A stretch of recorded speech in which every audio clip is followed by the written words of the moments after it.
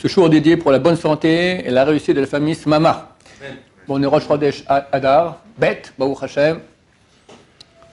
Quand le mois de Hadar rentre, alors on se remplit de, on marbime, on multiplie la joie. Baruch Hashem, je sais qu'on aura des très bonnes nouvelles durant ce mois-là.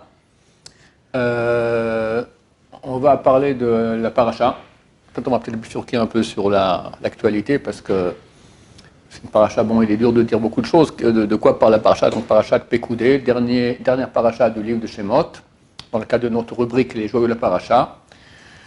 On voit en long, en large, les sommes d'or, d'argent et de produits, de matériaux nécessaires pour la construction du Mishkan, du sanctuaire, des habits et des ustensiles, tout ce qui a été donné par Am Israël. Tant et tant, pour tant et tant de shkalim, etc., etc., etc. La question se pose pourquoi? Bon, d'accord, c'est la Torah, mais bon, c'est pas très intéressant de savoir quelles sommes d'argent sont rentrées et pourquoi c'est allé, etc. Le Midrash Rabbah, c'est un des plus grands Midrashim, il dit une chose terrible. Il dit que lorsqu'on est sorti d'Égypte, les Juifs se sont extrêmement enrichis. Le Midrash dit que chacun avait au moins 80 ânes libyens, c'est les meilleurs ânes, comme ça dit la Gemara dans Shabbat, c'est les meilleurs, très solides, remplis d'or, d'argent. D'accord, 80 ânes avec des gros sacs comme ça, remplis d'or et d'argent. Et après, en plus, lorsqu'il y a eu la traversée de la mer Rouge, là-bas, il y a encore une autre razzia de butin, de tout, parce que les soldats égyptiens partaient avec toute leur fortune sur eux, sur le chevaux, etc. Et ils ont fait encore une très très grande somme d'argent. Ils étaient extrêmement riches. Il y a un qui est resté complètement pauvre, il n'a pas pris un penny. Je ne sais pas si il y avait des pennies à l'époque en Égypte, il n'a pas pris un dinar égyptien d'Égypte, qui c'était Moshe Rabbeinu.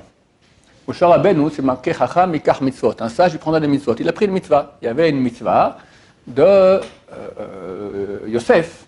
Il a conjuré les Juifs à son époque. Quand vous sortirez d'Égypte, vous prenez mes ossements, vous les amenez en Israël, les enterrer. On l'a enterré à Shrem, d'accord, Naplouse actuellement. Et Moshe Rabbeinu s'occupait de cette mitzvah. C'est compliqué parce que les Égyptiens savaient cela, donc ils ont enfoncé son cercueil dans le Nil. Il a fait un truc, il a fait remonter le cercueil. Bon, il a pris le cercueil, et idem, lorsqu'il y a eu la traversée de la mer Rouge, tout le monde a pris du butin, lui, il s'occupe de prendre le cercueil de Yosef. D'accord? Donc, c'est le dirigeant du peuple juif. Il ne meurt pas de faim. Il y a la manne, il y a l'eau du puits de Myriam, il y a pas besoin de changer d'habits. Les habits, ils étaient nettoyés par les nuées de gloire qu'avait le peuple d'Israël, donc tout allait très bien. Mais l'argent, il n'avait pas. Vous dire, mon cher Rabbeinu, qu'est-ce qu'il a besoin d'argent? Il n'a pas besoin d'argent. Il s'occupe avec Dieu, il étudie la Torah, il enseigne la Torah, etc. Et lorsqu'il revient, la troisième fois, il est monté 3 fois 40 jours au mont Sinaï, il revient avec les deuxièmes tables de la loi, donc on voit qu'il est devenu super riche en quelques jours. Plein d'argent. Comment on sait, je sais pas, sa femme allait acheter un beau bijou, je sais pas, on voit qu'il achetait, avant il achetait, maintenant il achetait des steaks comme ça, des bons trucs. Qu'est-ce qui se passe chez Moshe? Qu'est-ce qui se passe? Alors, les moqueurs, comme on les appelle, du peuple d'Israël ont commencé à dire, bah, c'est évident. Après que Moshe Rabbeinu descend, c'était Yom Kippour, descend du ciel du mont Sinaï avec les nouvelles tables de la loi, il a ordonné la construction du sanctuaire. Que tout le monde amène maintenant tout ce qu'il a, tout ce qui est nécessaire pour la construction. Donc de l'or, de l'argent, du cuivre, des habits, de la laine, toutes sortes de choses. Et tous les Juifs adorent Hachem. Amen. Les femmes donnent leurs bijoux, tac, tac. Et il y a des amoncellements extraordinaires d'or, d'argent, de cuivre, tout ce qu'il faut. Tout ce qu'il faut pour le sanctuaire. Et tout d'un coup, on voit que Moshe, qui était pauvre, il devient riche. Que disent les moqueurs du peuple juif? Ben, il a pris une plaie. Tu crois que quelqu'un qui prend chez lui tout l'argent pour le sanctuaire, il n'a pas pris une petite partie pour lui? Voilà, de là, il est devenu riche. La shonara, pas la shonara, Mossi Shemra, mensonge, qu'on ait quelque chose de négatif sur quelqu'un qui a un mensonge, c'est Mossi Shemra. C'est un des seuls. Il y a 2 péchés pour lesquels on peut ne jamais excuser. Quelqu'un m'a fait du mal, et il vient s'excuser, je peux 3 fois le refuser. Au bout de 3e fois, je suis obligé d'accepter, sinon le péché est sur moi. À part 2 péchés. Un, je suis son rabbin mouvhak, son rabbin, d'accord? On dit celui dont il a appris la majorité de sa connaissance, ou s'il a fait un Mossi Shemra. Il a dit une chose négative qui est fausse. Ça, même 1000 fois, il peut venir à plat, demander pardon en pleurant, on peut refuser. Je ne dis pas que c'est bien de refuser, c'est pas bien. Il faut excuser, mais c'est très très grave. Sur qui vous parlez? Sur Moshe Rabbeinu. Moshe Rabbeinu, qui est sorti d'Égypte, il parle avec Dieu. Dieu dit, Bechol Beti Neeman, il est fidèle, j'ai confiance en lui dans toute ma maison de Dieu. En tout cas, qu'il va prendre pour la construction du temple. Voler quelqu'un, c'est très grave. Mais voler de l'argent ou de l'or qui appartient au temple, c'est beaucoup plus. Une me'ila, ça s'appelle. Il faut prendre un sacrifice pour ça. C'est extrêmement grave. Moshe va mettre un penny, un dinar dans sa poche. Mais vous êtes des malades. Attends, comment il s'est enrichi, Moshe Rabbeinu? Dieu lui a dit, tu vas maintenant sculpter, tu as brisé les premières tables, tu vas sculpter les deuxièmes. Les premières, elles sont venues du ciel. Les deuxièmes, c'est toi qui vas les sculpter. Et Dieu a ouvert une mine d'une pierre précieuse qui s'appelle le snapiriron. C'est mieux que des diamants. Et de cela, Moshe Rabbeinu, il a sculpté les deuxièmes tables. Maintenant, il y avait des restes, il a sculpté. Il y a des restes, il a mis dans la poche, ça vaut une fortune. Et comme ça, ils sont enrichis. Ça, c'est la vraie raison. Mais il n'est pas raconté à tout le monde, d'accord? Nous, on le sait, parce que les proches, ils le savaient, ils ont dit aux sages d'Israël, et ça a été inscrit comme ça dans le Midrash. Mais tous les moqueurs ont dit, ben, il était pauvre, il n'avait pas un dinar, maintenant il est riche comme cela, certainement, il a mis de l'argent, il tombe dans la poche. Regardez de quoi ça provient. De quoi provient-il que des êtres humains de la génération de Moshe Rabbeinu, qui ont vu les miracles qu'il a fait, ils vont l'accuser, même pas en pensée, ils parlent entre eux, d'accord? L'accuser d'être voleur de l'argent qui est donné pour le sanctuaire. Comment on arrive à une chose pareille? Comment on fait une chose aussi basse que cela, aussi fausse que cela? Les midotes, les traits de caractère. Je me prends pour quelqu'un. J'ai toujours raison. Maintenant, vu que je suis quelqu'un, je suis mieux que tout le monde. Entre nous, nous tous, on se sent à peu près comme ça. Chacun Bon, je dirais, je ne suis pas le Rav Yosef, je ne suis pas Moshe Rabbeinu, mais ok, dans ma catégorie, je suis quelqu'un de bien. J'ai quelques défauts, mais chacun se prend pour quelqu'un. Preuve en est qui parle. Pourquoi c'est si dur de ne pas parler à Shonara? La Shonara, ça veut dire quand je baisse quelqu'un, automatiquement, je me monte.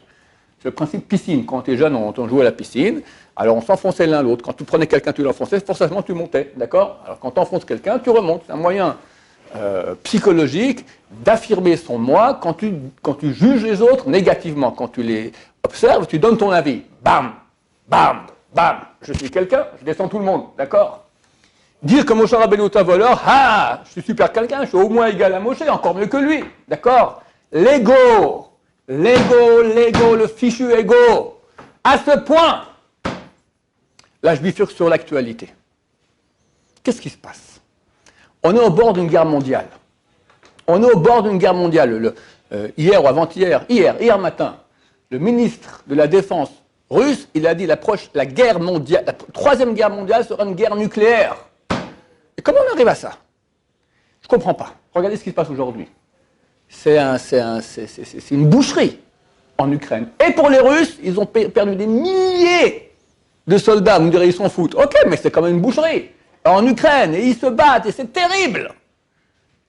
Je ne comprends pas. Qu'est-ce qui s'est passé? Ça fait des dizaines d'années, il y a la Russie, il y a la Ukraine, il y a l'Europe et l'Amérique. Et bon, ça va, il y a un peu de tensions par-ci, par-là, mais ça tient.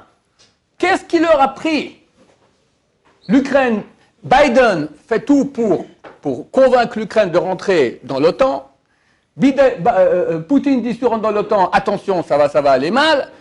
Et c'est l'ego.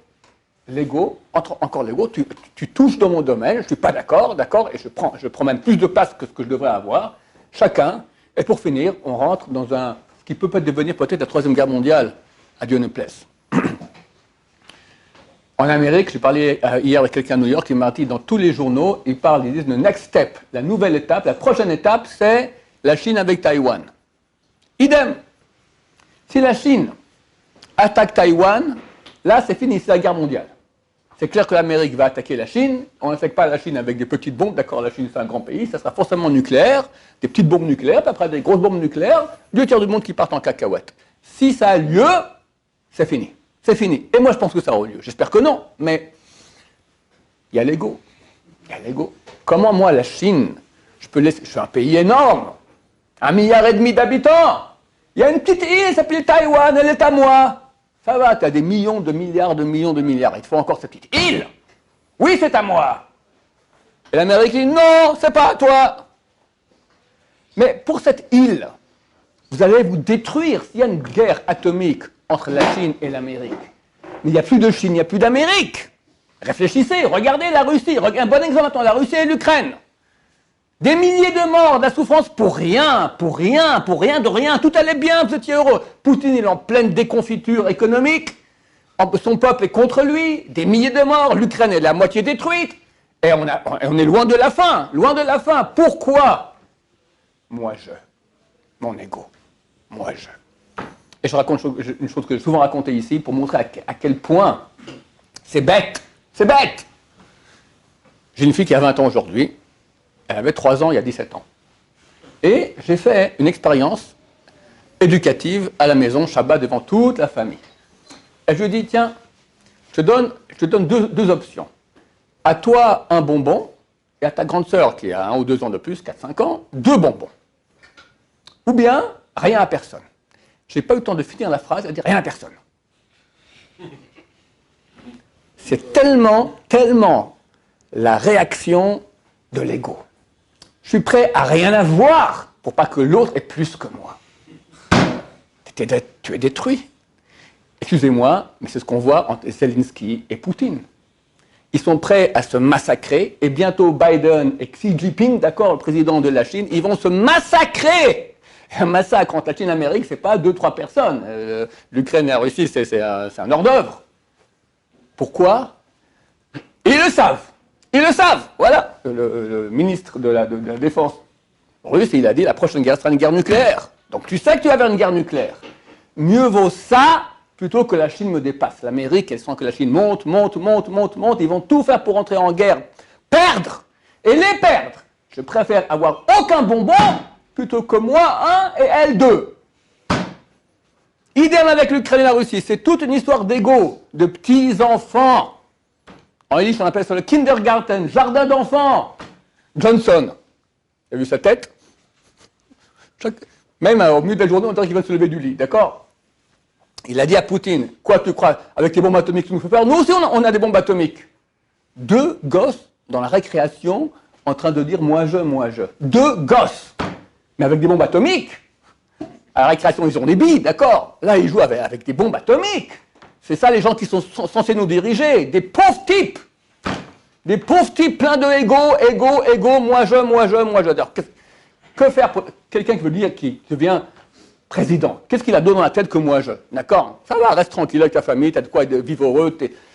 Quelqu'un aujourd'hui, un temps, quand un roi devenait roi, il devenait un dirigeant respecté. Aujourd'hui, tu es un gouvernant, tout le monde te critique. Tu es la risée de tout le monde. Qu'est-ce que tu gagnes? Qu'est-ce que tu gagnes à ça? Moi, au moins, on m'appelle, t'es pas gouvernant, t'es rien, t'es un nul. Mais au moins, on m'appelle gouvernant. On me tombe dessus, moi, on m'appelle gouvernant. Complètement idiot.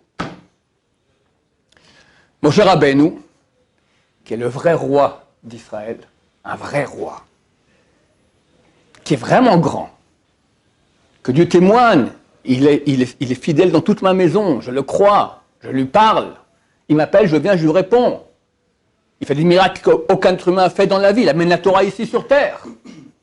Quelle est la seule qualité, il avait toutes les qualités, c'était un homme exceptionnel, la seule qualité que vante la Torah? L'humilité. Et l'homme, Moshe, est l'homme le plus humble qu'il y a sur terre. Ça, c'est un roi, ça, c'est un vrai roi d'Israël. Le Mashiach que nous attendons, c'est marqué humble sur un âne, d'accord? Humble! C'est ça la vérité. Qui es-tu? Dieu te donne tout, de A à Z. T'as rien fait pour. T'as rien fait pour. Même ta volonté qui fait que tu as des envies de faire, tu réussis, tu as des efforts, etc. C'est Dieu qui a donné tout cela. Quelqu'un qui comprend qui il est, mais il se fait carpette. Et sinon, et on lui met des bombes nucléaires dans les mains, au bout d'un moment, le mal, il les voit disparaître. Comment? C'est pas Dieu qui va le punir, on va les laisser ensemble. Et ils vont s'éclater en petits morceaux avec le moi-je, et boum, badaboum, badaboum. Voilà, c'est ce que nous pouvons apprendre de cette paracha, à quel point, et même la Torah, donc elle a dû écrire des pages et des pages pour faire les comptes à cause des pauvres types qui disaient que Moshe Rabbeinu était un voleur. Alors nous on va attendre, on espère que bientôt l'humble sur un âne viendra nous sauver de ce monde de moi-je. Baruch Adonai, l'olam, amen, amen.